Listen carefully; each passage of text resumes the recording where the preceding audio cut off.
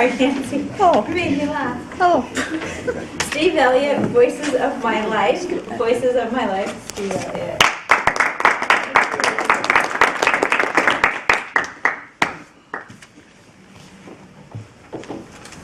Do you have voices that you can recall like that? Yes. Good. Even though that voice may be silenced, maybe somebody you don't even see anymore, and yet the echoes of their voice stay in your mind. Madame Toastmaster, fellow Toastmasters, welcome guests. Tonight, I'm going to share with you 3 voices that have impacted me on my life, so that you'll learn a little bit more about me, and hopefully I'll share some information with you. Now, the first voice wasn't one voice, or 2, or 3, or 10. It was 1,000 voices. And it mesmerized me every Sunday morning when I would sit in my pajamas eating my cereal as a child,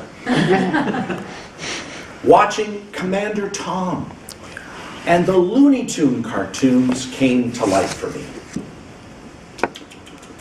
What's up, Doc? You're despicable. I was amazed as a child and delighted to hear Daffy Duck and Bugs Bunny and their crazy antics. As I grew up, I came to learn that one man voiced all those characters, the legendary Mel Blanc.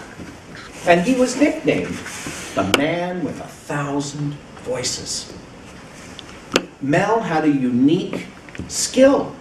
He could look at a drawing and instantly come up with the voice. That's what happened when an artist showed him Porky Pig. He immediately did the Porky Pig voice. I can't picture that character with any other voice than that. And that was Mel's gift. And as I have started to study more about voiceover and working with my voice, I've come to appreciate the legendary skill that this man had. Which brings me to my next voice. Another legend. Oh, baby, what a goal! Bob Cole. He has been my Saturday night soundtrack since I was a little boy.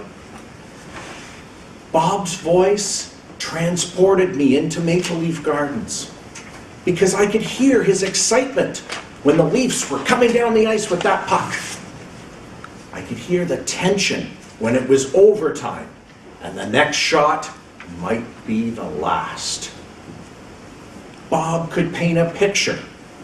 He inspired me to put in my grade 8 yearbook that I wanted to become a broadcaster.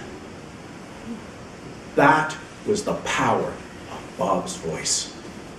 Sadly, that voice will be silenced later this year as Bob retires, and we'll only hear his voice as it lives on in classic games and replays.